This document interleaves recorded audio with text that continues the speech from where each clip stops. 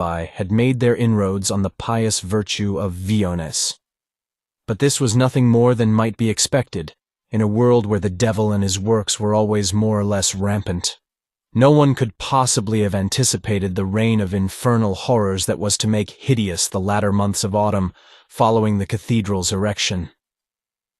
To make the matter even more inexplicable, and more blasphemously dreadful than it would otherwise have been, the first of these horrors occurred in the neighborhood of the cathedral itself, and almost beneath its sheltering shadow.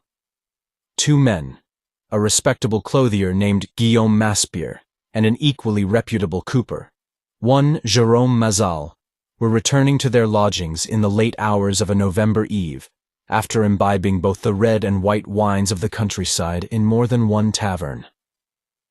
According to Maspierre, who alone survived to tell the tale, they were passing along a street that skirted the cathedral square and could see the bulk of the great building against the stars, when a flying monster, black as the soot of Abaddon, had descended upon them from the heavens and assailed Jérôme Mazal, beating him down with its heavily flapping wings and seizing him with its inch-long teeth and talons. Maspierre was unable to describe the creature with minuteness, for he had seen it but dimly and partially in the unlit street. And moreover, the fate of his companion, who had fallen to the cobblestones with the black devil snarling and tearing at his throat, had not induced Maspierre to linger in that vicinity. He had betaken himself from the scene with all the celerity of which he was capable, and had stopped only at the house of a priest many streets away, where he had related his adventure between shudderings and hiccupings. Armed with holy water and aspergillus, and accompanied by many of the townspeople carrying torches, staves, and halberds, the priest was led by Maspierre to the place of the horror. And there they had found the body of Mazal, with fearfully mangled face, and throat and bosom lined with bloody lacerations.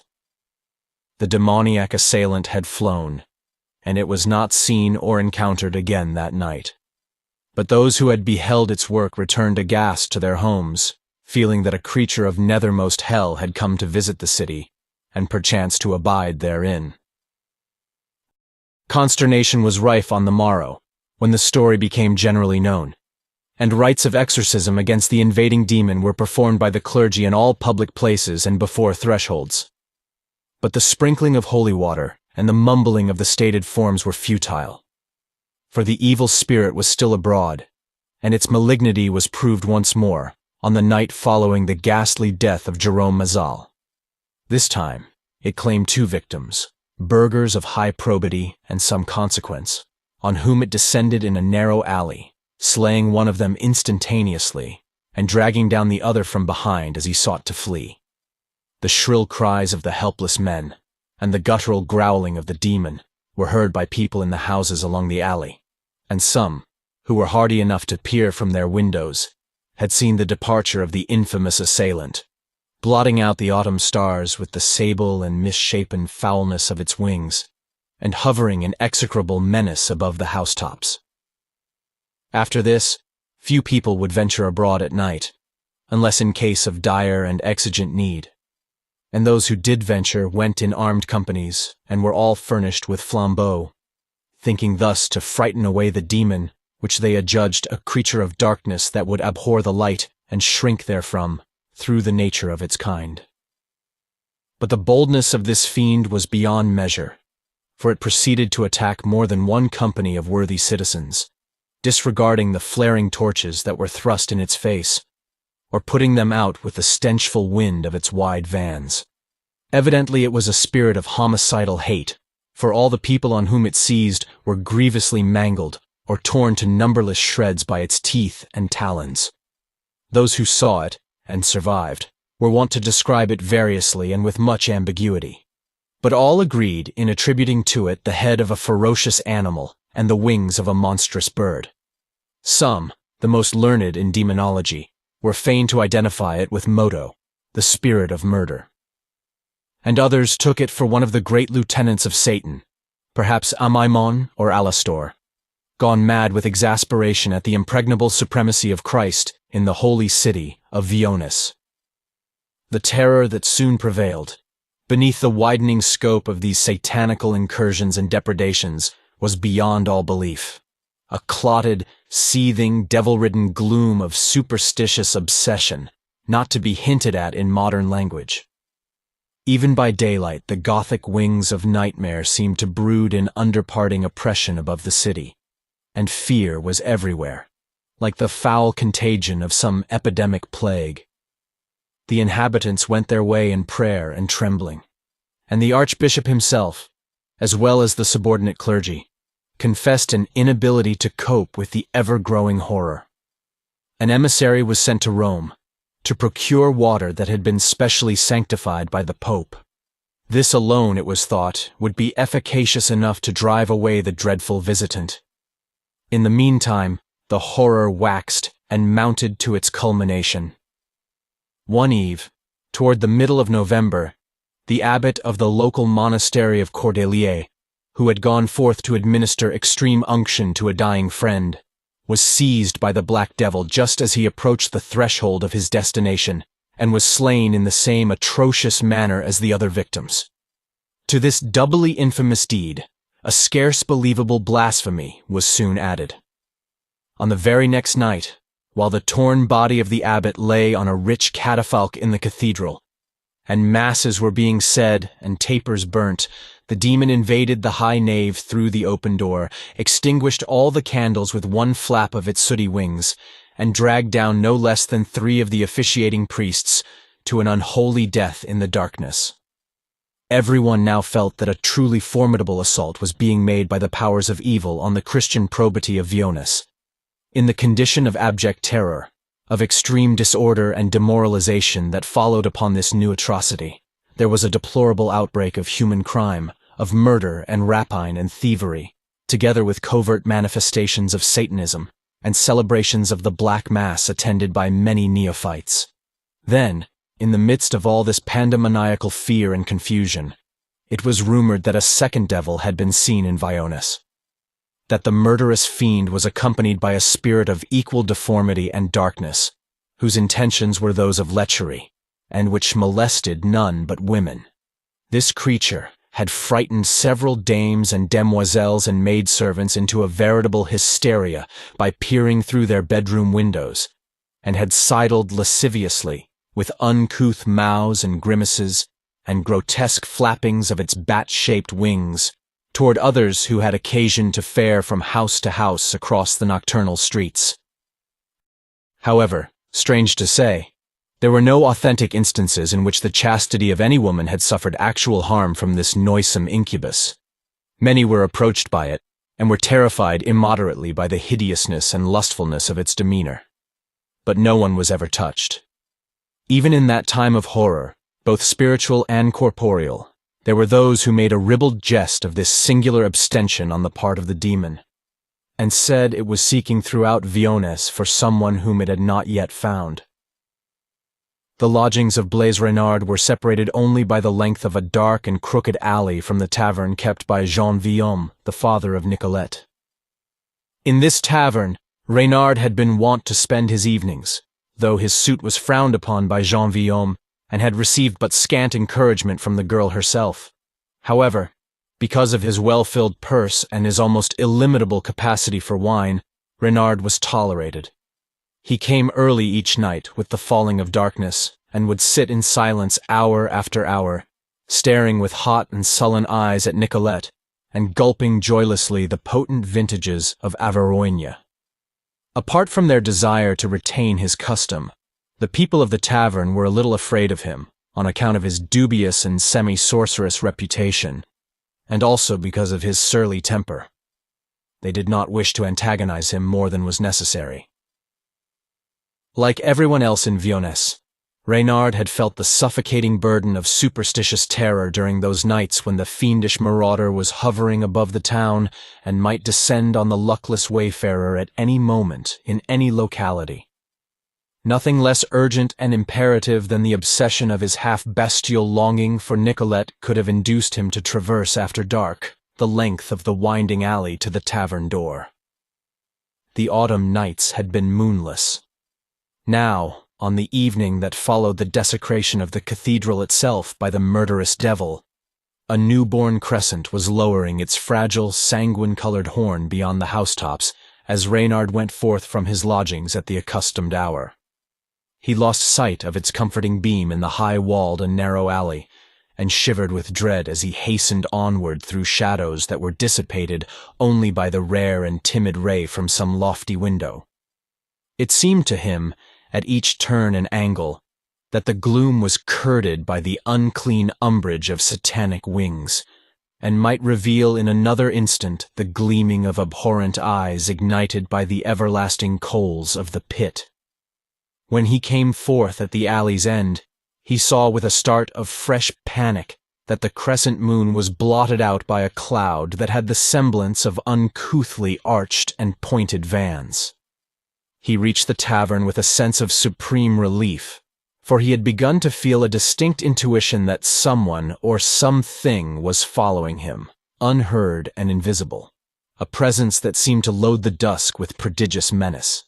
He entered and closed the door behind him very quickly, as if he were shutting it in the face of a dread pursuer. There were few people in the tavern that evening. The girl Nicolette was serving wine to a mercer's assistant, one Raoul Coupin, a personable youth and a newcomer in the neighborhood, and she was laughing with what Renard considered unseemly gaiety at the broad jests and amorous sallies of this Raoul. Jean Villaume was discussing in a low voice the latest enormities, and was drinking fully as much liquor as his customers, glowering with jealousy at the presence of Raoul Coupin, whom he suspected of being a favored rival. Reynard seated himself in silence and stared malignly at the flirtatious couple. No one seemed to have noticed his entrance, for Villaume went on talking to his cronies without pause or interruption, and Nicolette and her companion were equally oblivious. To his jealous rage, Reynard soon added the resentment of one who feels that he is being deliberately ignored. He began to pound on the table with his heavy fists to attract attention. Villaume, who had been sitting all the while his back turned, now called out to Nicolette without even troubling to face around on his stool, telling her to serve Reynard. Giving a backward smile at Coupin, she came slowly and with open reluctance to the stone-carver's table. She was small and buxom, with reddish-gold hair that curled luxuriantly above the short, delicious oval of her face, and she was gowned in a tight-fitting dress of apple green that revealed the firm, seductive outlines of her hips and bosom. Her air was disdainful and a little cold, for she did not like Reynard and had taken small pains at any time to conceal her aversion. But to Reynard she was lovelier and more desirable than ever, and he felt a savage impulse to seize her in his arms and carry her bodily away from the tavern before the eyes of Raoul Coupin and her father. "Bring me a pitcher of Lafresnaye," he ordered gruffly, in a voice that betrayed his mingled resentment and desire. Tossing her head lightly and scornfully, with more glances at Coupin, the girl obeyed. She placed the fiery, blood-dark wine before Reynard without speaking, and then went back to resume her bantering with the mercer's assistant. Reynard began to drink, and the potent vintage merely served to inflame his smoldering enmity and passion. His eyes became venomous, his curling lips malignant as those of the gargoyles he had carved on the new cathedral. A baleful, primordial anger, like the rage of some morose and thwarted faun, burned within him with its slow red fire. But he strove to repress it, and sat silent and motionless, except for the frequent filling and emptying of his wine-cup. Raoul Coupin had also consumed a liberal quantity of wine. As a result, he soon became bolder in his love-making, and strove to kiss the hand of Nicolette, who had now seated herself on the bench beside him. The hand was playfully withheld, and then, after its owner had cuffed Raoul very lightly and briskly, was granted to the claimant in a fashion that struck Reynard as being no less than wanton. Snarling inarticulately, with a mad impulse to rush forward and slay the successful rival with his bare hands, he started to his feet and stepped toward the playful pair. His movement was noted by one of the men in the far corner, who spoke warningly to Villaume. The tavern keeper arose, lurching a little from his potations, and came warily across the room with his eyes on Reynard, ready to interfere in case of violence. Reynard paused with momentary irresolution, and then went on, half insane with a mounting hatred for them all. He longed to kill Ylourgne and Coupin, to kill the hateful cronies who sat staring from the corner, and then, above their throttled corpses, to ravage with fierce kisses and vehement caresses the shrinking lips and body of Nicolette. Seeing the approach of the stone carver, and knowing his evil temper and dark jealousy, Coupin also rose to his feet and plucked stealthily beneath his cloak at the hilt of a little dagger which he carried. In the meanwhile, Jean Villaume had interposed his burly bulk between the rivals. For the sake of the tavern's good repute, he wished to prevent the possible brawl. "Back to your table, stone-cutter!" he roared belligerently at Reynard. Being unarmed, and seeing himself outnumbered, Reynard paused again, though his anger still simmered within him like the contents of a sorcerer's cauldron. With ruddy points of murderous flame in his hollow, slitted eyes, he glared at the three people before him, and saw beyond them, with instinctive rather than conscious awareness, the leaded panes of the tavern window, in whose glass the room was dimly reflected with its glowing tapers, its glimmering tableware, the heads of Coupin and Villaume and the girl Nicolette, and his own shadowy face among them. Strangely, and it would seem inconsequently, he remembered at that moment the dark, ambiguous cloud he had seen across the moon, and the insistent feeling of obscure pursuit while he had traversed the alley. Then, as he still gazed irresolutely at the group before him, and its vague reflection in the glass beyond, there came a thunderous crash, and the panes of the window with their pictured scene were shattered inward in a score of fragments. Ere the litter of falling glass had reached the tavern floor, a swart and monstrous form flew into the room, with a beating of heavy vans that caused the tapers to flare troublously and the shadows to dance like a sabbat of misshapen devils. The thing hovered for a moment and seemed to tower in a great darkness higher than the ceiling above the heads of Reynard and the others as they turned toward it. They saw the malignant burning of its eyes, like coals in the depth of Tartarian pits, and the curling of its hateful lips on the bared teeth that were longer and sharper than serpent fangs. Behind it now, another shadowy flying monster came in through the broken window with a loud flapping of its ribbed and pointed wings.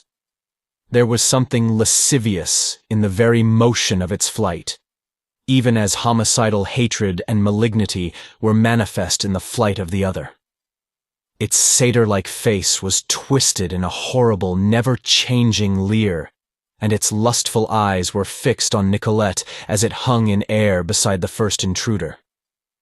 Reynard, as well as the other men, was petrified by a feeling of astonishment and consternation so extreme as almost to preclude terror.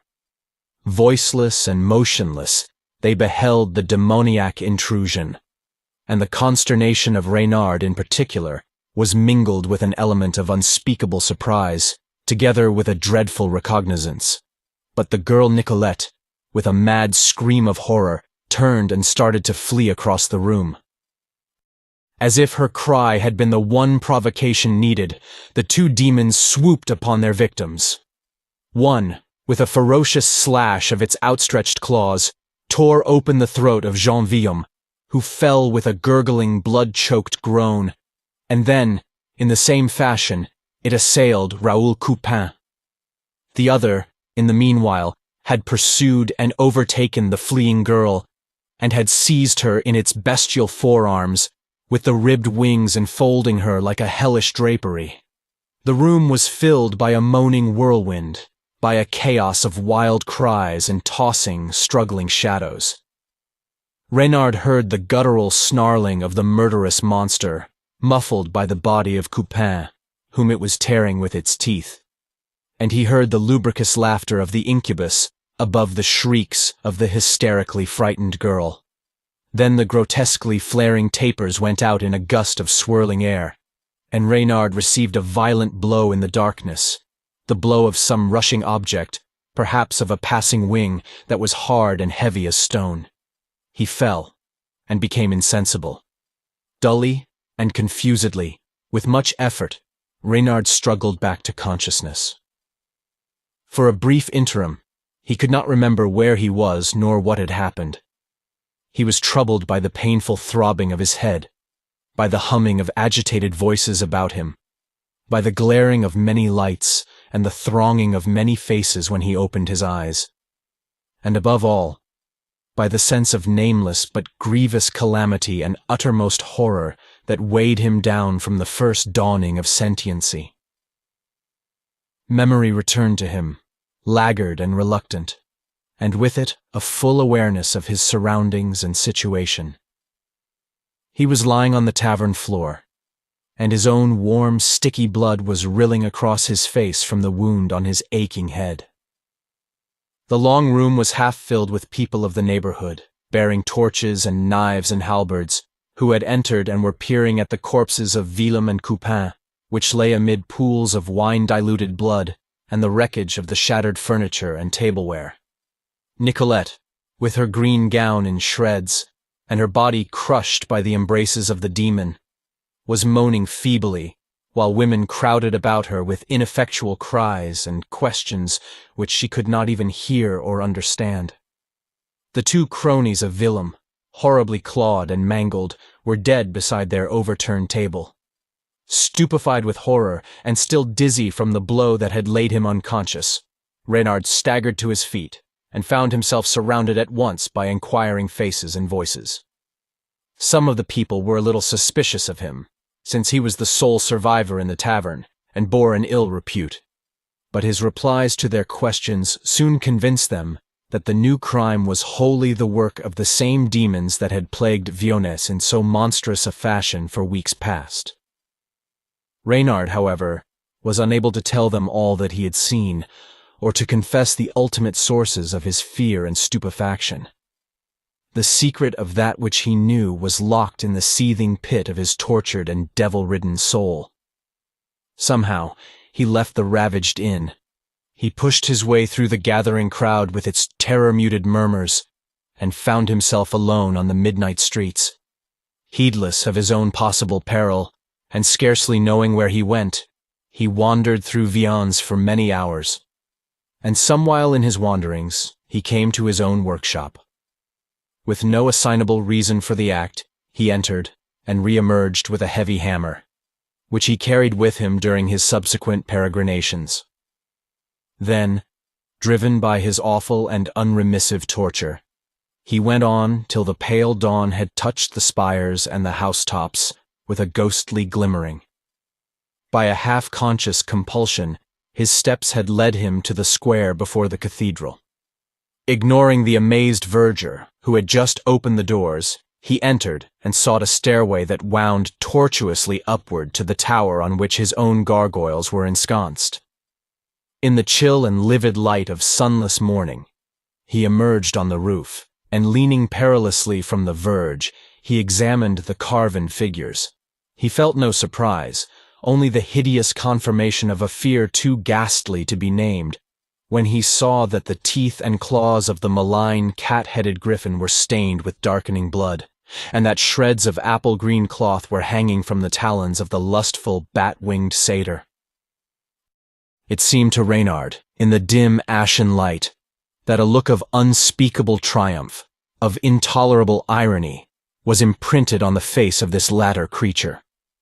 He stared at it with fearful and agonizing fascination, while impotent rage, abhorrence, and repentance deeper than that of the damned arose within him in a smothering flood. He was hardly aware that he had raised the iron hammer and had struck wildly at the satyr's horned profile, till he heard the sullen, angry clang of impact, and found that he was tottering on the edge of the roof to retain his balance. The furious blow had merely chipped the features of the gargoyle, and had not wiped away the malignant lust and exultation. Again Reynard raised the heavy hammer. It fell on empty air, for, even as he struck, the stone carver felt himself lifted and drawn backward by something that sank into his flesh like many separate knives. He staggered helplessly, his feet slipped, and then he was lying on the granite verge, with his head and shoulders over the dark, deserted street. Half swooning and sick with pain, he saw above him the other gargoyle, the claws of whose right foreleg were firmly embedded in his shoulder. They tore deeper, as if with a dreadful clenching. The monster seemed to tower like some fabulous beast above its prey, and he felt himself slipping dizzily across the cathedral gutter with the gargoyle twisting and turning as if to resume its normal position over the gulf. Its slow, inexorable movement seemed to be part of his vertigo. The very tower was tilting and revolving beneath him in some unnatural nightmare fashion. Dimly, in a daze of fear and agony, Renard saw the remorseless tiger face bending toward him with its horrid teeth laid bare in an eternal rictus of diabolic hate. Somehow, he had retained the hammer. With an instinctive impulse to defend himself, he struck at the gargoyle, whose cruel features seemed to approach him like something seen in the ultimate madness and distortion of delirium. Even as he struck, the vertiginous turning movement continued, and he felt the talons dragging him outward on empty air.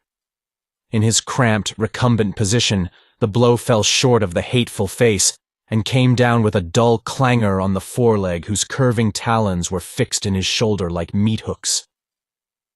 The clangor ended in a sharp cracking sound, and the leaning gargoyle vanished from Reynard's vision as he fell. He saw nothing more, except the dark mass of the cathedral tower, that seemed to soar away from him and to rush upward unbelievably in the livid starless heavens to which the belated sun had not yet risen. It was the Archbishop Ambrosius, on his way to early Mass, who found the shattered body of Renard lying face downward in the square. Ambrosius crossed himself in startled horror at the sight, and when he saw the object that was still clinging to Renard's shoulder, he repeated the gesture with a more than pious promptness. He bent down to examine the thing. With the infallible memory of a true art lover, he recognized it at once.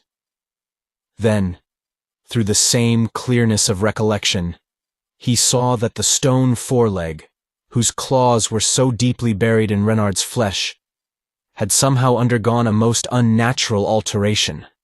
The paw, as he remembered it, should have been slightly bent and relaxed, but now it was stiffly outthrust and elongated, as if, like the paw of a living limb, it had reached for something, or had dragged a heavy burden with its ferine talons.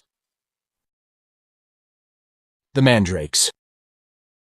Gilles Grenier, the sorcerer, and his wife Sabine, coming into Lower Averoigne from parts unknown or at least unverified, had selected the location of their hut with a careful forethought.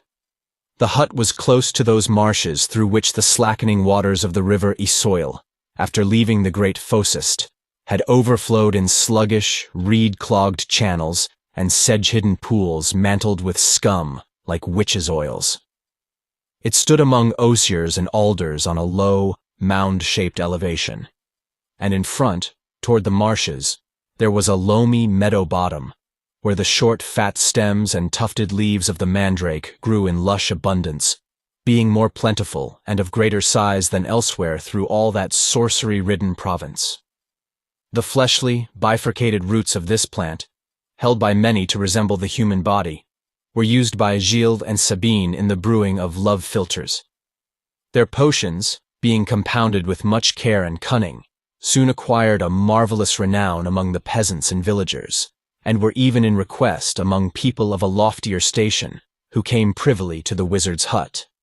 They would rouse, people said, a kindly warmth in the coldest and most prudent bosom, would melt the armor of the most obdurate virtue.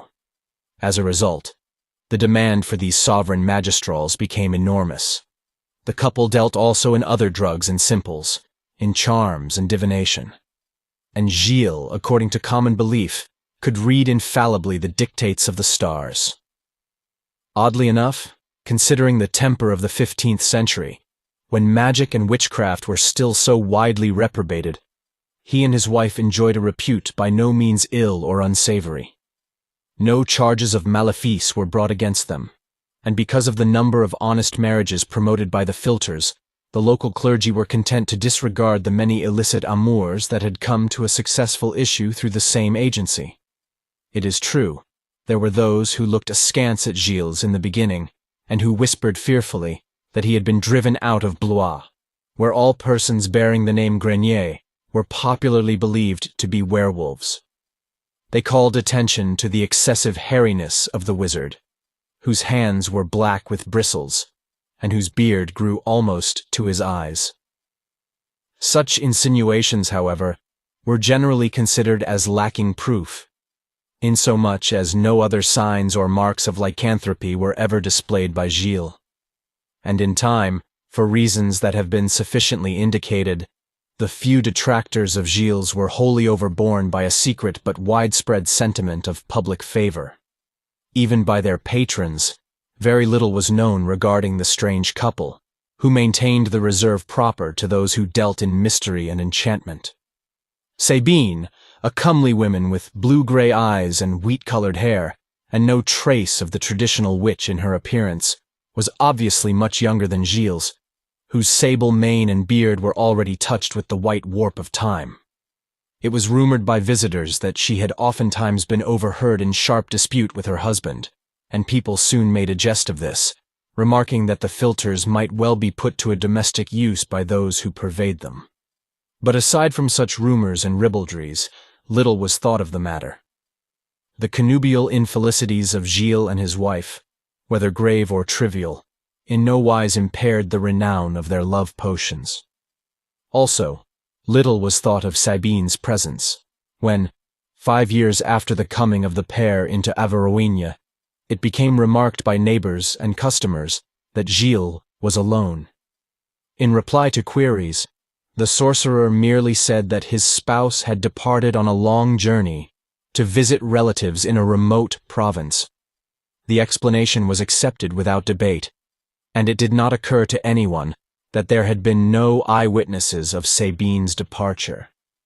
It was then mid-autumn, and Gilles told the inquirers in a somewhat vague and indirect fashion that his wife would not return before spring.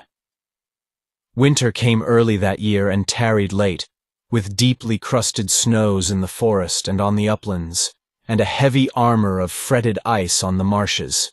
It was a winter of much hardship and privation. When the tardy spring had broken the silver buds of the willows and covered the alders with a foliage of chrysolite, few thought to ask Gilles regarding Sabine's return. And later, when the purple bells of the mandrake were succeeded by small orange-colored apples, her prolonged absence was taken for granted. Gilles, living tranquilly with his books and cauldrons, and gathering the roots and herbs for his magical medicaments, was well enough pleased to have it taken for granted. He did not believe that Sabine would ever return, and his unbelief, it would seem, was far from irrational. He had killed her one evening in autumn, during a dispute of unbearable acrimony, slitting her soft, pale throat in self-defense with a knife which he had wrested from her fingers when she lifted it against him. Afterward, he had buried her by the late rays of a gibbous moon beneath the mandrakes in the meadow bottom, replacing the leafy sods with much care, so that there was no evidence of their having been disturbed other than by the digging of a few roots in the way of daily business. After the melting of the long snows from the meadow, he himself could scarcely have been altogether sure of the spot in which he had interred her body. He noticed, however, as the season drew on, that there was a place where the mandrakes grew with even more than their wonted exuberance, and this place, he believed, was the very site of her grave. Visiting it often, he smiled with a secret irony, and was pleased rather than troubled by the thought of that charnel nourishment which might have contributed to the lushness of the dark, glossy leaves.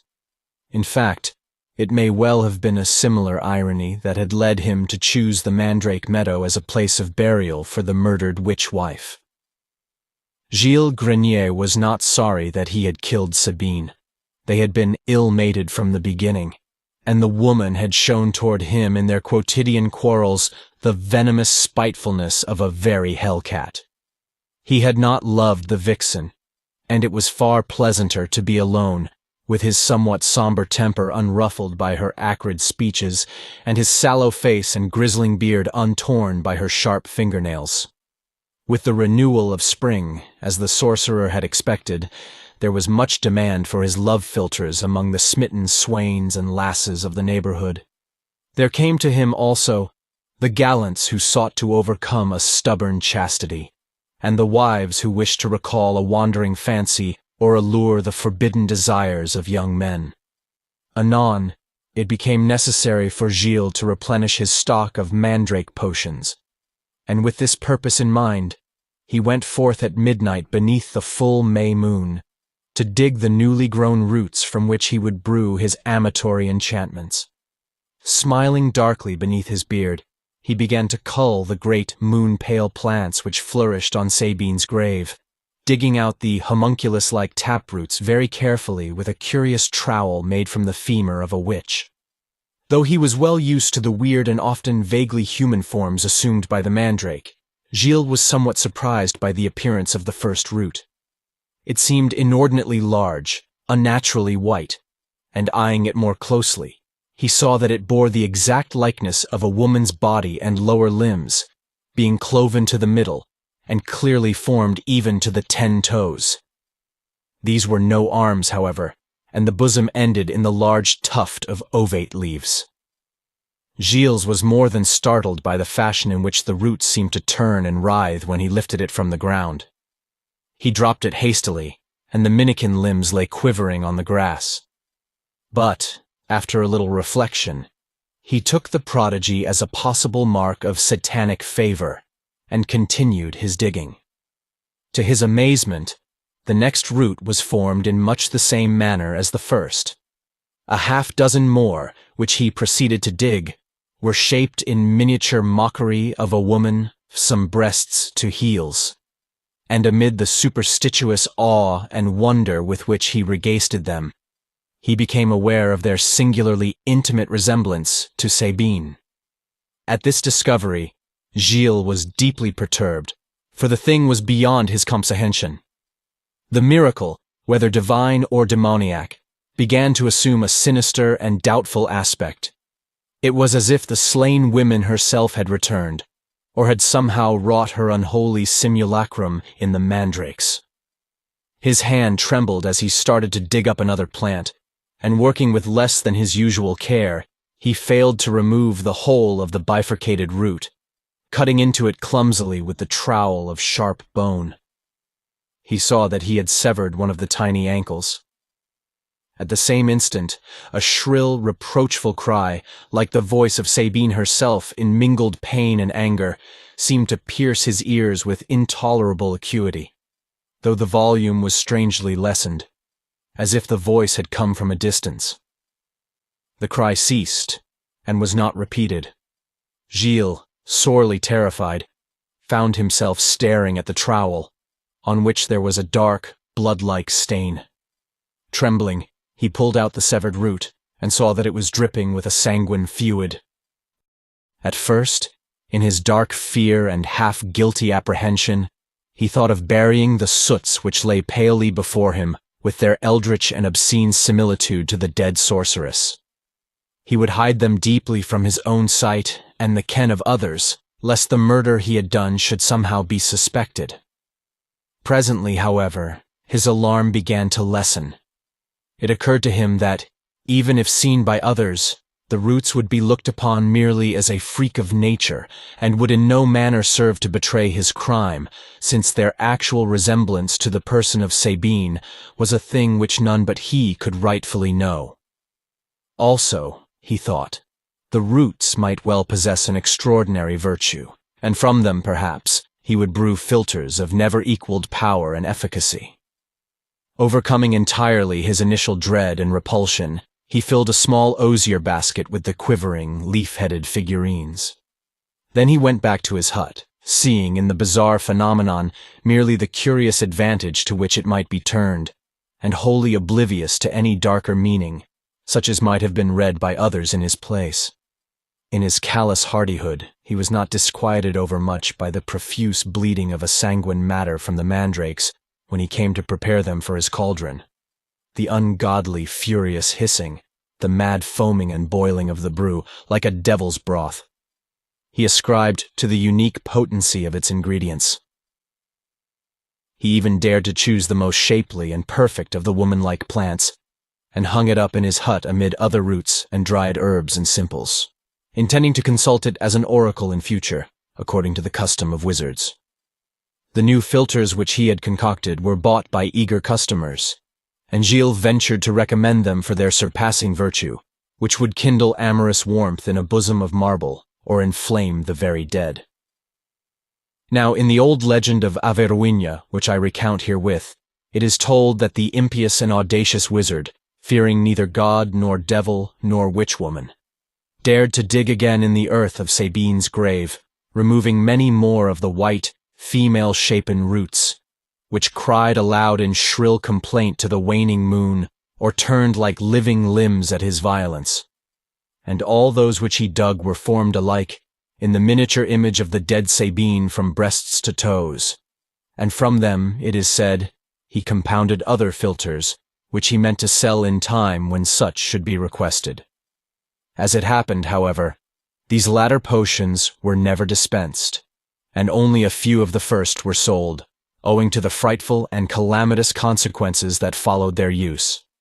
For those to whom the potions had been administered privily, whether men or women, were not moved by the genial fusy of desire, as was the wonted result, but were driven by a darker rage, by a woeful and satanic madness, irresistibly impelling them to harm or even slay the persons who had sought to attract their love. Husbands were turned against wives, lasses against their lovers, with speeches of bitter hate and scatheful deeds. A certain young gallant who had gone to the promised rendezvous was met by a vengeful madwoman, who tore his face into bleeding shreds with her nails. A mistress who had thought to win back her recreant knight was mistreated foully and done to death by him, who had hitherto been impeccably gentle, even if faithless. The scandal of these untoward happenings was such as would attend an invasion of demons. The crazed men and women, it was thought at first, were veritably possessed by devils. But when the use of the potions became rumored and their provenance was clearly established, the burden of the blame fell upon Gilles Grenier, who, by the law of both church and state, was now charged with sorcery. The constables who went to arrest Gilles found him at evening in his hut of rattled osiers, stooping and muttering above a cauldron that foamed and hissed and boiled as if it had been filled with the spate of Phlegethon. They entered and took him unaware. He submitted calmly, but expressed surprise when told of the lamentable effect of the love philters, and he neither affirmed nor denied the charge of wizardry. As they were about to leave with their prisoner, the officers heard a shrill, tiny, shrewish voice that cried from the shadows of the hut, where bunches of dried simples and other sorcerous ingredients were hanging. It appeared to issue from a strange, half-withered root, cloven in the very likeness of a woman's body and legs, a root that was partly pale and partly black with cauldron smoke.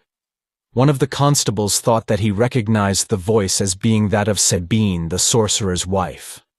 All swore that they hezed the voice clearly, and were able to distinguish these words: "Dig deeply in the meadow, where the mandrakes grow the thickliest."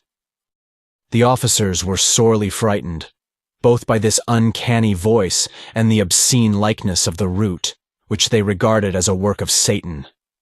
Also, these was much doubt anent the wisdom of obeying the oracular injunction. Gilles, who was questioned narrowly as to its meaning, refused to offer any interpretation. But certain marks of perturbation in his manner finally led the officers to examine the mandrake meadow below the hut. Digging by lantern light in the specified spot, they found many more of the roots, which seemed to crowd the ground, and beneath they came to the rotting corpse of a woman, which was still recognizable as that of Sabine. As a result of this discovery, Gilles Grenier was arraigned not only for sorcery, but also for the murder of his wife. He was readily convicted of both crimes, though he denied stoutly the imputation of intentional malefice, and claimed to the very last that he had killed Sabine only in defense of his own life against her termagant fury. He was hanged on the gibbet in company with other murderers, and his dead body was then burned at the stake. The Beast of Averoigne.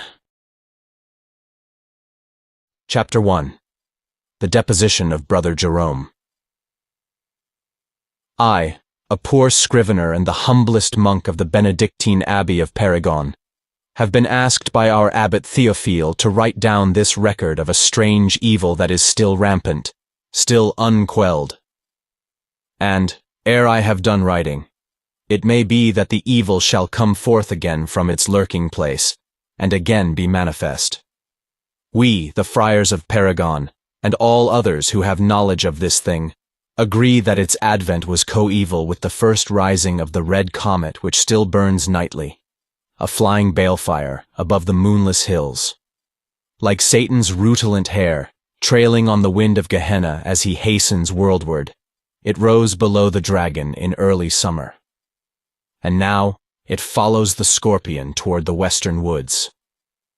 Some say that the horror came from the comet, flying without wings to earth across the stars. And truly, before this summer of 1369, and the lifting of that red, disastrous scourge upon the heavens, there was no rumor or legend of such a thing in all Averoigne.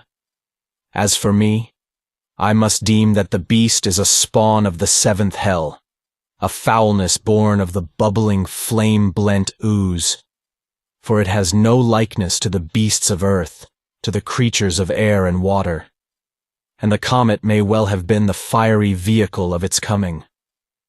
To me, for my sins and unworthiness, was it first given to behold the beast. Surely the sight thereof was a warning of those ways which lead to perdition, for on that occasion I had broken the rule of Saint Benedict, which forbids eating during a one-day's errand away from the monastery. I had tarried late, after bearing a letter from Théophile to the good priest of Saint Zenobe, though I should have been back well before evensong. And also, apart from eating, I had drunk the mellow white wine of Saint Zenobe with its kindly people. Doubtless because I had done these things, I met the nameless night-born terror in the woods behind the abbey when I returned. The day had vanished, fading unaware, and the long summer eve without moon had thickened to a still and eldritch darkness ere I approached the abbey postern. And hurrying along the forest path, I felt an eerie fear of the gnarled, hunchback oaks and their pit-deep shadows. And when I saw between their antic boughs the vengefully streaming fire of the new comet, which seemed to pursue me as I went, the goodly warmth of the wine died out, and I began to regret my truancy. For I knew that the comet was a harbinger of ill, an omen of death and Satanry to come. Now, as I passed among the ancient trees that tower thickly, growing toward the postern, I thought that I beheld a light from one of the abbey windows, and was much cheered thereby. But, going on, I saw that the light was near at hand, beneath a lowering bough beside my path, and moreover, it moved as with the flitting of a restless fen fire, and was wholly dissimilar to the honest glow of a lamp, lantern, or taper. And the light was of changeable color, being pale as a corpuscent, or ruddy as new-spilled blood, or green as the poisonous distillation that surrounds the moon. Then, with ineffable terror, I beheld the thing to which the light clung like a hellish nimbus, moving as it moved, and revealing dimly the black abomination of head and limbs that were not those of any creature wrought by God.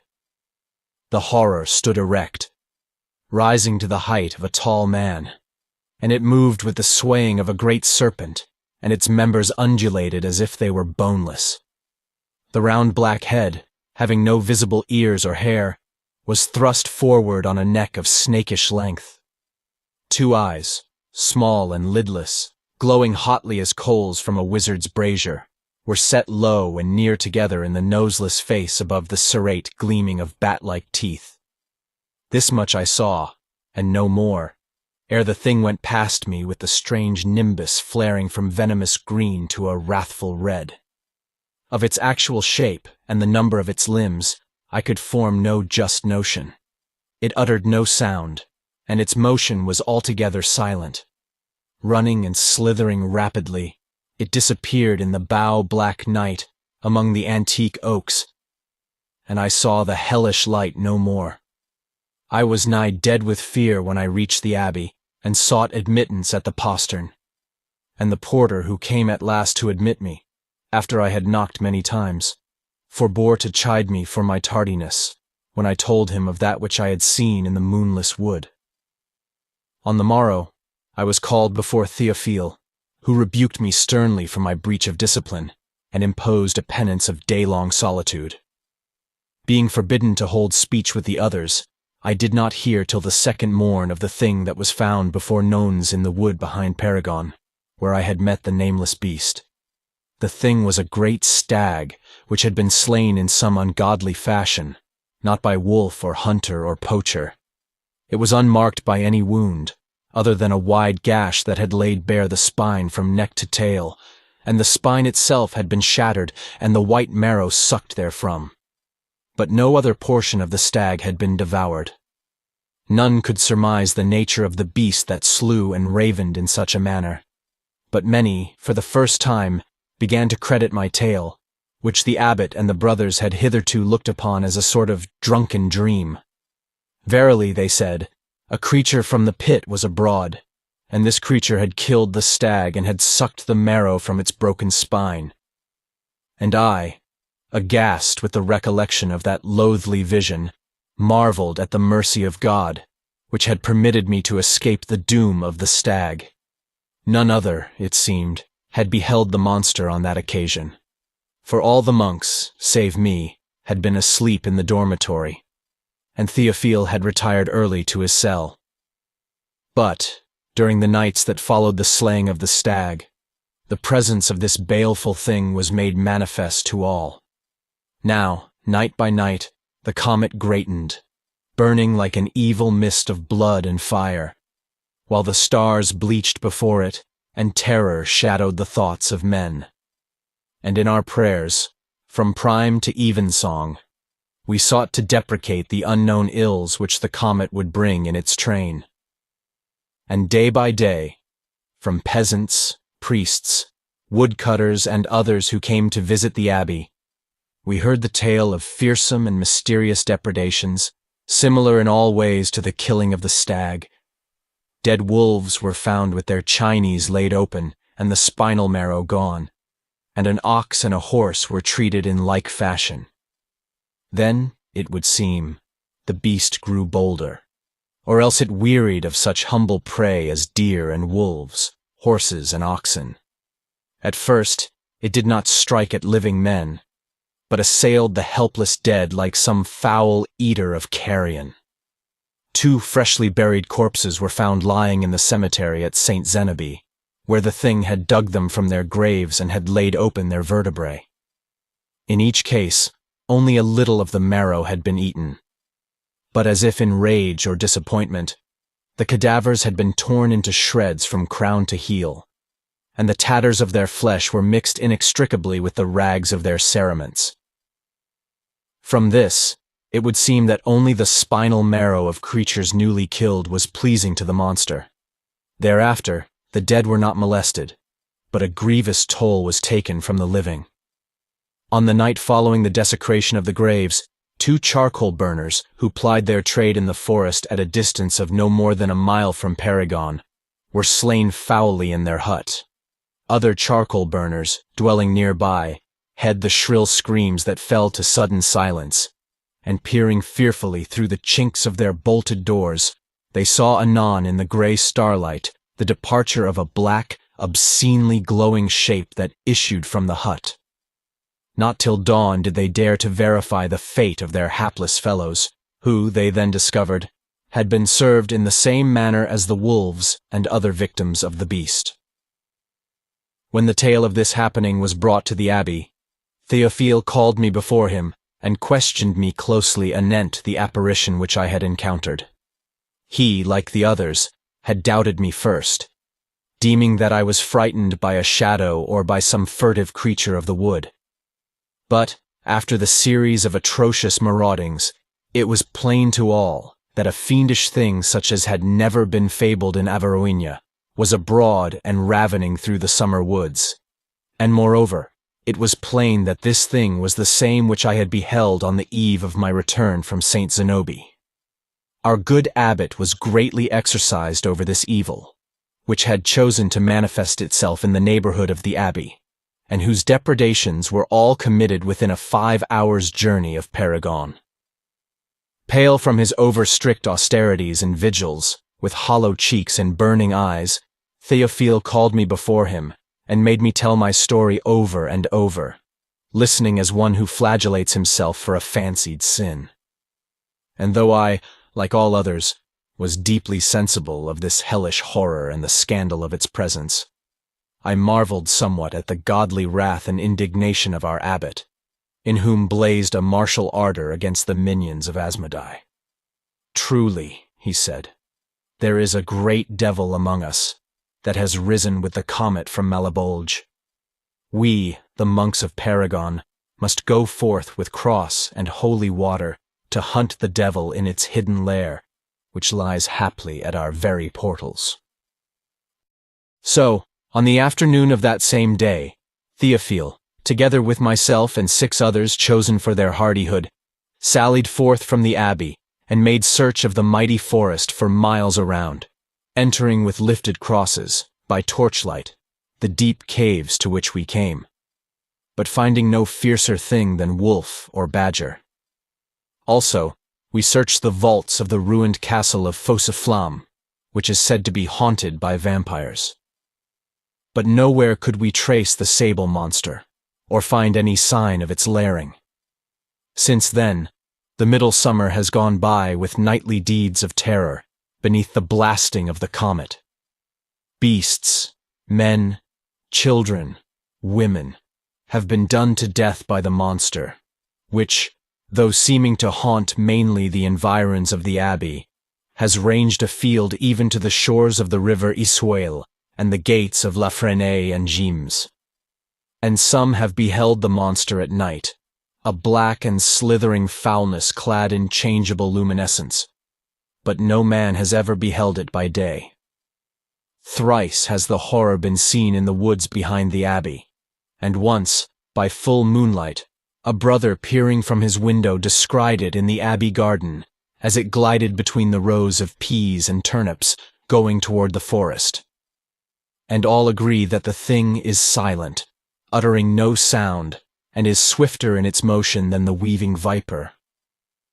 Much have these occurrences preyed on our abbot, who keeps his cell in unremitting prayer and vigil, and comes forth no longer, as was his wont, to dine and hold converse with the guests of the abbey. Pale and meagre as a dying saint he grows, and a strange illness devours him as if with perpetual fever, and he mortifies the flesh till he totters with weakness. And we others, living in the fear of God, and abhorring the deeds of Satan, can only pray that the unknown scourge be lifted from the land, and pass with the passing of the comet. Note: soon after the above deposition, Brother Jerome was found dead in his cell. His body was in the same condition, had been served in the same manner as the other victims of the beast.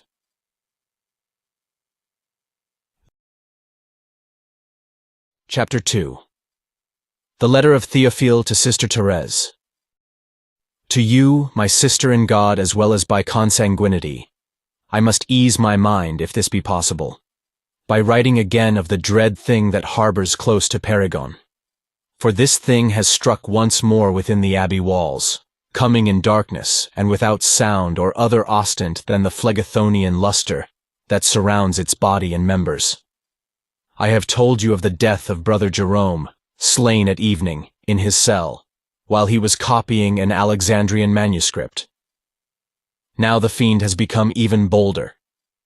For last night it entered the dormitory, where the brothers sleep in their robes, girded and ready to arise instantly.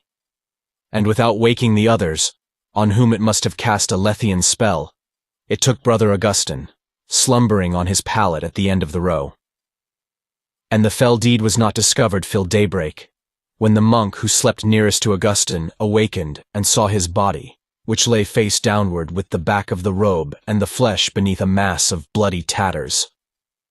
On this occasion, the beast was not beheld by anyone, but at other times, full often, it has been seen around the abbey, and its craftiness and hardihood are beyond belief, except as those of an archdevil. And I know not where the horror will end, for exorcisms and the sprinkling of holy water at all doors and windows have failed to prevent the intrusion of the beast, and God and Christ and all the holy saints are deaf to our prayers. Of the terror laid upon Averoigne by this thing, and the bale and mischief it has wrought outside the abbey, I need not tell, since all this will have come to you as a matter of common report. But here, at Paragon, there is much that I would not have rumored publicly, lest the good fame of the abbey should suffer. I deem it an humiliating thing, and a derogation and pollution of our sanctity, that a foul fiend should have ingress to our halls unhindered and at will. There are strange whispers among the brothers, who believe that Satan himself has risen to haunt us. Several have met the beast even in the chapel, where it has left an unspeakably blasphemous sign of its presence. Bolts and locks are vain against it, and vain is the lifted cross to drive it away. It comes and goes at its own choosing, and they who behold it flee in irrestrainable terror. None knows where it will strike next, and there are those among the brothers who believe it menaces me, the elected abbot of Paragon, since many have seen it gliding along the hall outside my cell. And Brother Constantine, the cellarer, who returned late from a visit to Viones not long ago, swears that he saw it by moonlight as it climbed the wall toward that window of my cell which faces the great forest. And seeing Constantine, the thing dropped to the ground like a huge ape and vanished among the trees. All, it would seem, save me, have beheld the monster. And now, my sister, I must confess a strange thing, which above all else would attest the influential power of hell in this matter, and the hovering of the wings of Asmodai about Paragon. Each night, since the coming of the comet and the beast, I have retired early to my cell, with the intention of spending the nocturnal hours in vigil and prayer, as I am universally believed to do. And each night a stupor falls upon me, as I kneel before Christ on the silver crucifix, and oblivion steeps my senses in its poppy, and I lie without dreams on the cold floor till dawn. Of that which goes on in the abbey I know nothing, and all the brothers might be done to death by the beast, and their spines broken and sucked as is its invariable fashion, without my knowledge. Haircloth have I worn, and thorns and thistle burrs have I strewn on the floor, to awake me from this evil and ineluctable slumber that is like the working of some orient drug. But the thorns and thistles are as a couch of paradisal ease, and I feel them not till dawn. And dim and confused are my senses when I awaken, and deep languor thralls my limbs. And day by day a lethal weakness grows upon me, which all ascribe to saintly pernoctations of prayer and austerity. Surely I have become the victim of a spell, and am holden by a baleful enchantment, while the beast is abroad with its hellish doings. Heaven, in its inscrutable wisdom, punishing me for what sin I know not, has delivered me utterly to this bondage, and has thrust me down the sloughs of a Stygian despair. Ever I am haunted by an eerie notion, that the beast comes nightly to earth from the red comet which passes like a fiery wane above Averoigne, and by day it returns to the comet, having eaten its fill of that provender for which it seeks. And only with the comet's fading will the horror cease to harry the land and infest Paragon. But I know not if this thought is madness or a whisper from the pit. Pray for me, Thérèse, in my bewitchment and my despair. For God has abandoned me, and the yoke of hell has somehow fallen upon me, and naught can I do to defend the abbey from this evil. And I, in turn, pray that such things may touch you not, nor approach you in the quiet cloisters of the convent at Sèmes.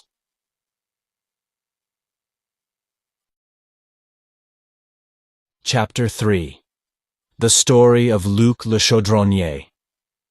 Old age, like a moth in some fading arras, will gnaw my memories over soon, as it gnaws the memories of all men. Therefore I write this record of the true origin and slaying of that creature known as the Beast of Averoigne. And when I have ended the writing, the record shall be sealed in a brazen box, and that box be set in a secret chamber of my house at Ymas, so that no man shall learn the dreadful verity of this matter till many years and decades have gone by. Indeed, it were not well for such evil prodigies to be divulged while any who took part in the happening are still on the earthward side of purgatory. And at present the truth is known only to me and to certain others who are sworn to maintain secrecy. The ravages of the beast, however, are common knowledge, and have become a tale with which to frighten children. Men say that it slew 50 people, night by night, in the summer of 1369, devouring in each case the spinal marrow. It ranged mostly about the Abbey of Paragon, and Tuchimes and Saint-Zénobie and La Fresnaye. Its nativity and lairing place were mysteries that none could unravel, and church and state were alike powerless to curb its maraudings, so that a dire terror fell upon the land, and people went to and fro as in the shadow of death. From the very beginning, because of my own commerce with occult things and with the spirits of darkness, the baleful beast was the subject of my concern. I knew that it was no creature of earth or of the terrene hells, but had come with the flaming comet from ulterior space. But regarding its character and attributes and genesis, I could learn no more at first than any other. Vainly I consulted the stars and made use of geomancy and necromancy, and the familiars whom I interrogated professed themselves ignorant, saying that the beast was altogether alien and beyond the ken of sublunar devils. Then I bethought me of the ring of Eibon, which I had inherited from my fathers, who were also wizards. The ring had come down, it was said, from ancient Hyperborea, and it was made of a redder gold than any that the earth yields in latter cycles, and was set with a great purple gem, somber and smouldering, whose like is no longer to be found. And in the gem an antique demon was held captive, a spirit from pre-human worlds and ages, which would answer the interrogation of sorcerers. So, from a rarely opened casket, I brought out the ring of Eibon, and made such preparations as were needful for the questioning of the demon. And when the purple stone was held inverted above a small brazier filled with hotly burning amber, the demon made answer, speaking in a voice that was like the shrill singing of fire. It told me the origin of the beast, which belonged to a race of stellar devils that had not visited the earth since the foundering of Atlantis. And it told me the attributes of the beast, which, in its own proper form, was invisible and intangible to men, and could manifest itself only in a fashion supremely abominable. Moreover, it informed me of a method by which the beast could be banished, if overtaken in a tangible shape. And even to me, the student of darkness, the revelations were a source of horror and surprise. Musing on these dark matters, I waited among my books and braziers and alembics, for the stars had warned me that my intervention would be required in good time. Toward the end of August, when the great comet was beginning to decline a little, there occurred the lamentable death of Sister Thérèse, killed by the beast in her cell at the Benedictine convent of Ymes. On this occasion, the beast was plainly seen by late passers as it ran down the convent wall by moonlight from a window. And others met it in the shadowy streets or watched it climb the city ramparts, running like a monstrous beetle or spider on the sheer stone as it fled from Ymes to regain its hidden lair. To me, following the death of Thérèse, there came privily the town marshal, together with a priest from the household of the Bishop of Ymes. And the two, albeit with palpable hesitation, begged my advice and assistance in the laying of the beast. "You, Messire le Chaudronnier," they said, "are reputed to know the arcanic arts of sorcery, and the spells that summon or dismiss evil demons and other spirits. Therefore, in dealing with this devil, it may be that you shall succeed where all others have failed. Not willingly do we employ you in the matter, since it is not seemly for the Church and the law to ally themselves with wizardry, but the need is desperate, lest the demon should take other victims, and in return for your aid, we can promise you a goodly reward of gold and a guarantee of lifelong immunity from all inquisition and prosecution which your doings might otherwise invite. The Bishop of Ymes and the Archbishop of Vionnès are privy to this offer, which must remain secret." "I ask no reward," I replied, "if it be in my power to rid Averoigne of this scourge. But you have set me a difficult task, and I must prepare myself for the undertaking, in which I shall require certain aid." "All assistance that we can give you shall be yours to command," they said. "Men-at-arms shall attend you if need be, and all doors shall be opened at your request. We have consulted Théophile, the abbot of Périgord, and the grief-smitten brother of the lately slain Thérèse, who is most zealous for the laying of the fiend, and will admit you to the abbey. The horror seems to center thereabout, and 2 of the monks have been done to death, and the abbot himself, it is rumored, has been haunted by the beast. Therefore it may be that you will wish to visit Périgord." I reflected briefly and said, "Go now, but send to me, an hour before sunset, 2 men-at-arms with horses and a 3rd steed, and let the men be chosen for their valor and discretion. For this very night I shall visit the abbey."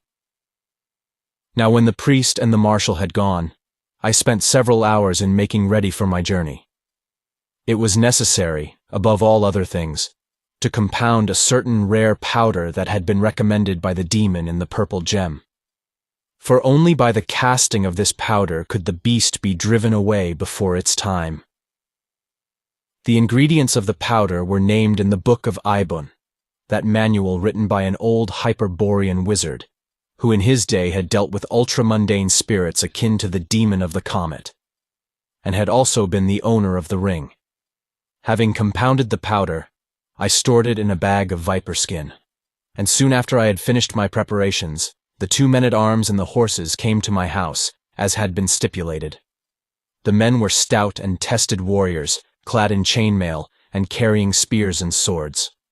I mounted the 3rd horse, a black and spirited mare, and we rode forth from Symes toward Périgord, taking a direct and little-used way which ran for many miles through the werewolf-haunted forest. My companions were taciturn, speaking only in brief answer to some question, and this pleased me, for I knew that they would maintain a discreet silence regarding that which might occur before dawn. Swiftly we rode, while the sun sank in a redness as of welling blood among the tall trees, and the darkness wove its thickening webs from bough to bough, closing upon us like some inextricable net of death and evil. Deeper we went, into the brooding woods, and even I, the master of sorceries, trembled a little at the knowledge of all that was abroad in the darkness. Undelayed and unmolested, however, we came to the abbey at late moonrise, when all the monks, except the aged porter, had retired to their dormitory. The porter, who had received word of our coming, would have admitted us, but this, as it happened, was no part of my plan. Saying I had reason to believe that the beast would re-enter the abbey that very night, I told the porter my intention of waiting outside the walls to intercept it, and merely asked him to accompany us in a tour of the building's exterior so that he could point out the various rooms. This he did, and during the course of the tour, he indicated a certain high window in the second story as being that of the abbot Theophile's chamber. The window faced the forest, and I remarked the abbot's rashness in leaving it open. This, the porter told me, was his invariable habit. Behind the window we could see the glimmering of a taper, as if the abbot were keeping late vigil. We had committed our horses to the porter's care. After he had conducted us around the abbey and had left us, we returned to the space beneath Theophile's window and began our long watch in silence. Pale and hollow as the face of a corpse, the moon rose higher, swimming above the somber oaks and pines, and pouring a spectral silver on the grey stone of the abbey walls. In the west, the comet flared among the lustreless signs, veiling the lifted sting of the scorpion as it sank. We waited hour by hour in the shortening shadow of a high pine, where none could see us from the abbey. When the moon had passed over, falling westward, the shadow began to lengthen toward the wall. All was mortally still, and we saw no movement, apart from the slow changing of the light and shade.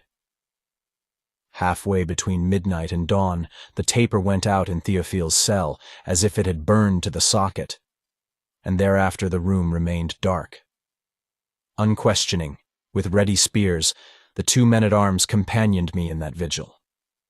Well, they knew the demonian terror which they might face before dawn, but there was no trace of trepidation in their bearing, and knowing much that they could not know, I held in my hands for instant use the bag of viper skin that contained the Hyperborean powder. The men stood nearer than I to the forest, facing it perpetually according to a strict order that I had given. But nothing stirred in the fretted gloom, and the skies grew paler, as if with morning twilight. Then, an hour before sunrise, when the shadow of the great pine had reached the wall and was climbing toward Theophile's window, there came the thing which I had anticipated. Very suddenly, it came, and with no warning of its nearness, a horror of hellish red light, swift as a kindling, wind-blown flame, that leapt from the forest gloom and sprang upon us where we stood stiff and weary from our night-long vigil. One of the men-at-arms was borne to the ground, and I saw above him, in a floating redness as of blood, the black and serpentine form of the beast. A round and snakish head, without ears or nose, was tearing at the man's armor with sharp, innumerable teeth, and I heard the teeth grate and clash on the linked iron as I stepped forward and flung the powder of Eibon at the beast. The second man-at-arms, undaunted, would have assailed it with his spear, but this I forbade.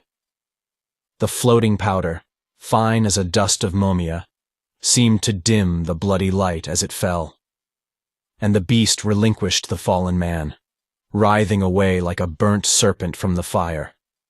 Its members and body were loathfully convulsed, and the thing seemed to change horribly beneath our gaze, undergoing an incredible metamorphosis.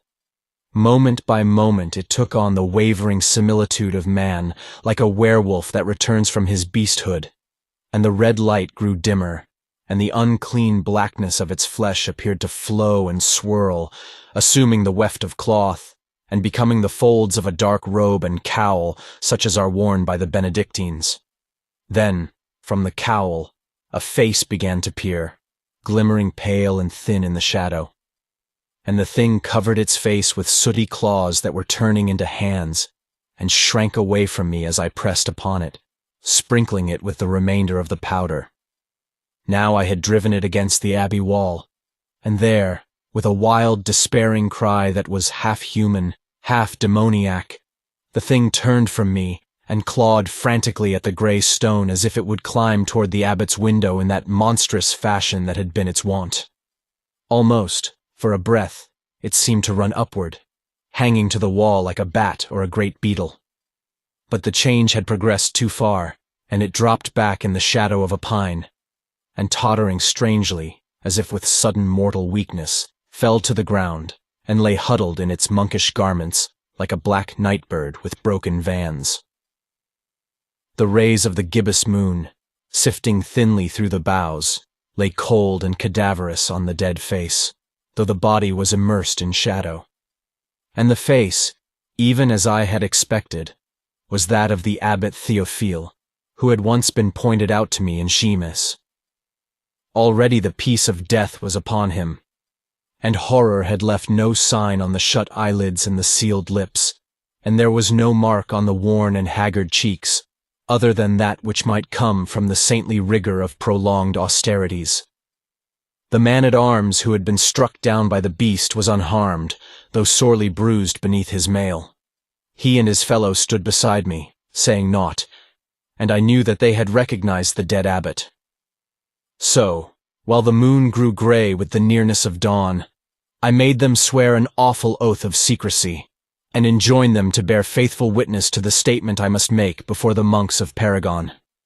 Then, having settled this matter, so that the good renown of the holy Theophile should rest unharmed, we aroused the porter and acquainted him with the abbot's lamentable death, and we told this story, averring that the beast had come upon us unaware, and had gained the abbot's cell before we could prevent it, and had come forth again, carrying Théophile with its snakish members, as if to bear him away to the sunken comet. Then, by means of a wizard powder, I had routed the unclean beast, compelling it to relinquish its prey. And the thing had vanished in a cloud of sulphurous fire and vapor. But Théophile had died from the horror of his plight, while the beast was descending the wall. His death, I said, was a true martyrdom, and would not be in vain. The beast would no longer plague the country or bedevil Paragon, since the use of Hyperborean powder was a sure exorcism. This tale was accepted by the brothers, who grieved mightily for their good abbot. Indeed, the tale was true enough in its fashion, for Théophile had been innocent, and was wholly ignorant of the foul change that had come upon him nightly in his cell, and the deeds that were done by the beast through his loathfully transfigured body. Each night, the thing had come from the comet to assuage its hellish hunger, and being otherwise impalpable and powerless, it had used the abbot for its energumen, molding his flesh in the image of some obscene monster from beyond the stars. After Théophile's death, the beast was seen no more in Averoigne, and the murderous deeds were not repeated. And in time the comet passed to other heavens, fading slowly, and the black terror it had wrought became a varying legend, even as all other bygone things.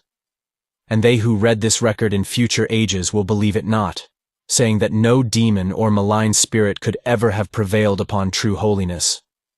Indeed, it were well that none should believe the story, for strange abominations pass evermore between earth and moon and athwart the galaxies, and the gulf is haunted by that which it were madness for man to know. Unnameable things have come to us in alien horror, and shall come again, and the evil of the stars is not as the evil of earth. The Holiness of Azédarac. Chapter 1. By the ram with 1,000 ewes, by the tail of Dagon and the horns of Derceto, said Azédarac as he fingered the tiny, pot-bellied vial of vermilion liquid on the table before him. Something will have to be done with this pestilential Brother Ambrose. I have now learned that he was sent to Shemus by the Archbishop of Averoigne, for no other purpose than to gather proof of my subterraneous connection with Azazel and the Old Ones. He has spied upon my evocations in the vaults. He has heard the hidden formulae, and beheld the veritable manifestation of Lilith, and even of Eog-Sotot and Sodagui, those demons who are more ancient than the world. And this very morning, an hour agone, he has mounted his white ass for the return journey to Vionis. There are two ways, or, in a sense, there is one way, in which I can avoid the pother and inconvenience of a trial for sorcery. The contents of this vial must be administered to Ambrose before he has reached his journey's end, or, failing this, I myself shall be compelled to make use of a similar medicament." Jehan Mauvaissoir looked at the vial, and then at Azédarac. He was not at all horrified, nor even surprised, by the non-episcopal oaths and the somewhat uncanonical statements which he had just heard from the Bishop of Reims. He had known the bishop too long and too intimately, and had rendered him too many services of an unconventional nature to be surprised at anything. In fact, he had known Azédarac long before the sorcerer had ever dreamt of becoming a prelate, in a phase of his existence that was wholly unsuspected by the people of Chimis, and Azédarac had not troubled to keep many secrets from Jehan at any time. "I understand," said Jehan. "You can depend upon it that the contents of the vial will be administered. Brother Ambrose will hardly travel post-haste on that ambling white ass, and he will not reach Vionnez before tomorrow noon. There is abundant time to overtake him. Of course, he knows me. At least he knows Jehan Mauvaissoir, but that can easily be remedied." Azédarac smiled confidentially. "I leave the affair, and the vial, in your hands, Jehan. Of course, no matter what the eventuation, with all the satanic and pre-satanic facilities at my disposal, I should be in no great danger from these addle-pated bigots. However, I am very comfortably situated here in Nîmes, and the lot of a Christian bishop who lives in the odor of incense and piety, and maintains in the meanwhile a private understanding with the adversary, is certainly preferable to the mischancy life of a hedge sorcerer. I do not care to be annoyed or disturbed or ousted from my sinecure, if such can be avoided. May Moloch devour that sanctimonious little milksop of an Ambrose," he went on. "I must be growing old and dull not to have suspected him before this. It was the horror-stricken and averted look he has been wearing lately that made me think he had peered through the keyhole on the subterranean rites. Then, when I heard he was leaving, I wisely thought to review my library, and I have found that the Book of Ibon, which contains the oldest incantations, and the secret, man-forgotten lore of Eog Sotot and Sodagui, is now missing. As you know, I had replaced the former binding of aboriginal subhuman skin with the sheep leather of a Christian missal, and had surrounded the volume with rows of legitimate prayer books. Ambrose is carrying it away under his robe as proof conclusive that I'm addicted to the black arts. No one in Averoigne will be able to read the immemorial Hyperborean script, but the dragon's blood illuminations and drawings will be enough to damn me." Master and servant regarded each other for an interval of significant silence.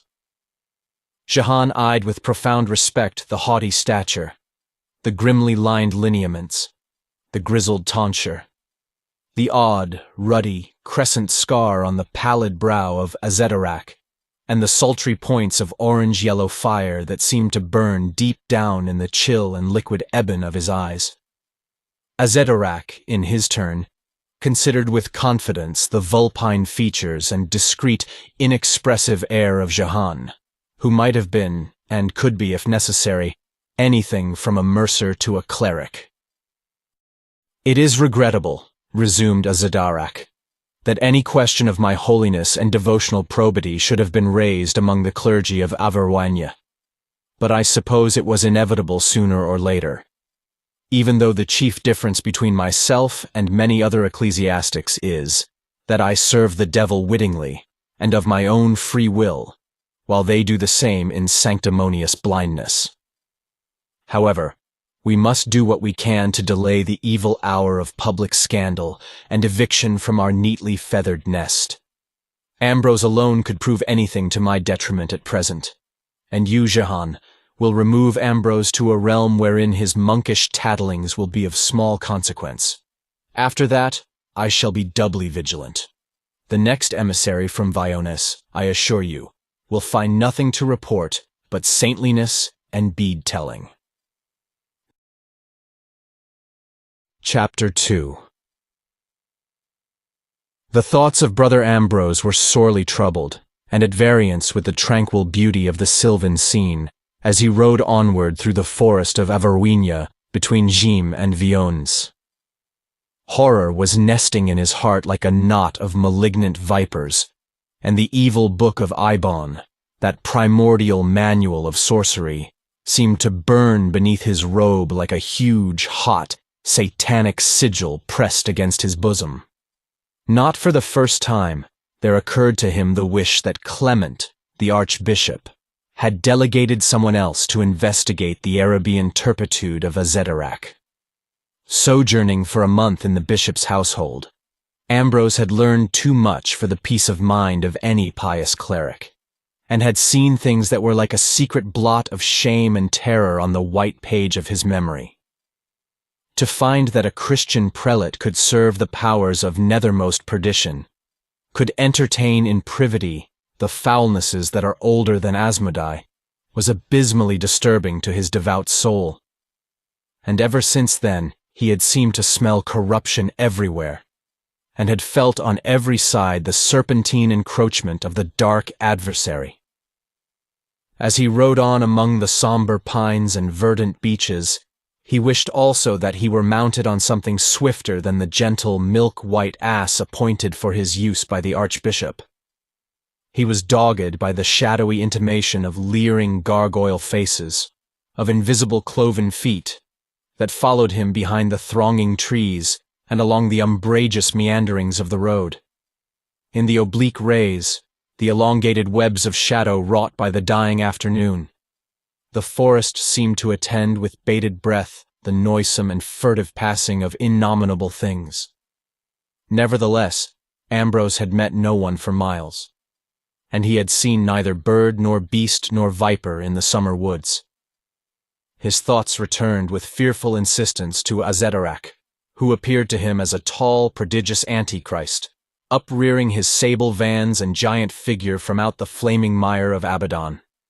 Again he saw the vaults beneath the bishop's mansion, wherein he had peered one night on a scene of infernal terror and loathliness, had beheld the bishop swathed in the gorgeous, coiling fumes of unholy censers that mingled in mid-air with the sulphurous and bituminous vapors of the pit, and through the vapors had seen the lasciviously swaying limbs, the bellying and dissolving features of foul, enormous entities. Recalling them, again he trembled at the pre-Adamite lubriciousness of Lilith. Again he shuddered at the transgalactic horror of the demon Sotagui, and the ultra-dimensional hideousness of that being known as Iog Sotot to the sorcerers of Averoigne.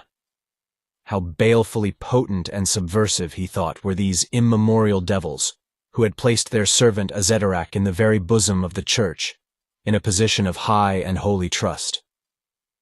For 9 years the evil prelate had held an unchallenged and unsuspected tenure, had befouled the bishopric of Heims with infidelities that were worse than those of the Paynims. Then, somehow, through anonymous channels, a rumor had reached Clement, a warning whisper that not even the archbishop had dared to voice aloud, and Ambrose, a young Benedictine monk, the nephew of Clement, had been dispatched to examine privily the festering foulness that threatened the integrity of the church. Only at that time did anyone recall how little was actually known regarding the antecedents of Azédarac, how tenuous were his claims to ecclesiastical preferment, or even to mere priestship, how veiled and doubtful were the steps by which he had attained his office. It was then realized that a formidable wizardry had been at work. Uneasily, Ambrose wondered if Azédarac had already discovered the removal of the Book of Eibon from among the missals contaminated by its blasphemous presence. Even more uneasily, he wondered what Azédarac would do in that event, and how long it would take him to connect the absence of the volume with his visitor's departure.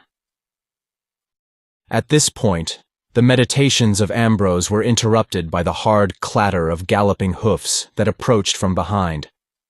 The emergence of a centaur from the oldest wood of paganism could scarcely have startled him to a keener panic, and he peered apprehensively over his shoulder at the nearing horseman. This person, mounted on a fine black steed with opulent trappings, was a bushy-bearded man of obvious consequence, for his gay garments were those of a noble or a courtier. He overtook Ambrose and passed on with a polite nod, seeming to be wholly intent on his own affairs. The monk was immensely reassured, though vaguely troubled for some moments by a feeling that he had seen elsewhere, under circumstances which he was now unable to recall. The narrow eyes and sharp profile that contrasted so oddly with the bluff beard of the horseman. However, he was comfortably sure that he had never seen the man in chemise. The rider soon vanished beyond a leafy turn of the arboreal highway. Ambrose returned to the pious horror and apprehensiveness of his former soliloquy. As he went on, it seemed to him that the sun had gone down with untimely and appalling swiftness. Though the heavens above were innocent of cloud, and the low-lying air was free from vapors, the woods were embrowned by an inexplicable gloom that gathered visibly on all sides. In this gloom, the trunks of the trees were strangely distorted, and the low masses of foliage assumed unnatural and disquieting forms. It appeared to Ambrose that the silence around him was a fragile film through which the raucous rumble and mutter of diabolic voices might break at any moment, even as the foul and sunken driftage that rises anon above the surface of a smoothly flowing river. With much relief, he remembered that he was not far from a wayside tavern, known as the Inn of Bonne Jouissance. Here, since his journey to Avroigne was little more than half completed, he resolved to tarry for the night. A minute more, and he saw the lights of the inn. Before their benign and golden radiance, the equivocal forest shadows that attended him seemed to halt and retire, and he gained the haven of the tavern courtyard with the feeling of one who has barely escaped from an army of goblin perils. Committing his mount to the care of a stable servant, Ambrose entered the main room of the inn.